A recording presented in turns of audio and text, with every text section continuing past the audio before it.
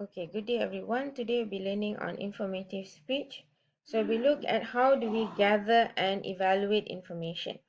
So to evaluate or to locate information, there are a few ways of doing so. Number one, you can use personal knowledge and experience. For example, let's say you want to talk about music. So you go and talk to a musician who has special knowledge about music and instrument. So you get to know what type of music, genre music, what instrument can be used. So those are all their personal experience and knowledge that you can obtain to actually talk about music. Now, secondary research is research done by others, and you are referring to others to actually collect information. So there are different type and sources of information. You can go to the Google, book, newspaper, statistic. What you do is when you go through this, you skim and determine the different source of information that is relevant for your speech.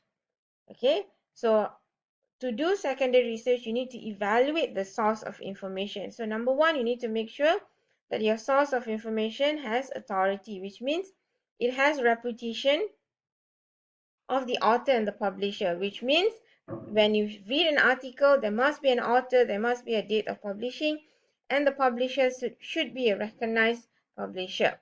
Okay, for example, Oxford University or New York University or any university or any publisher that is recognized, those are authority. Most importantly, your article must contain author and date of publishing. If it doesn't have, it means that this information doesn't have authority, is not reliable. Okay, so for example, Wikipedia can be edited. It is not a reliable source of information.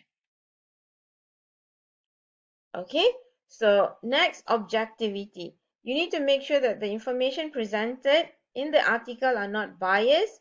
The author do not present information that is biased. It has to be neutral. It must contain pro and cons, benefit and disadvantages. All of those things must, the author must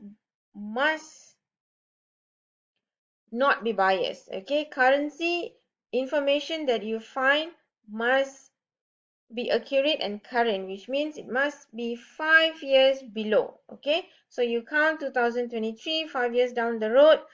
These are all current and accurate information. Why? Because we need information that is current and accurate so that we can present good information.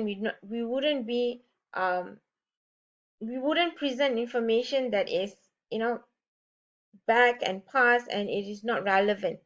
Okay, relevancy here means you present information that is only relevant or find information that are only relevant to your topic.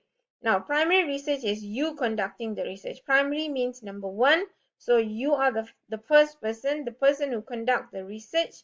You can do it through fieldwork, survey, or interviews.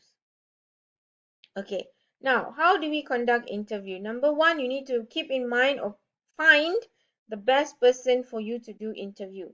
Okay, who are you going to interview? So you need to select the best person, and then once you've selected, you need to prepare question. Why?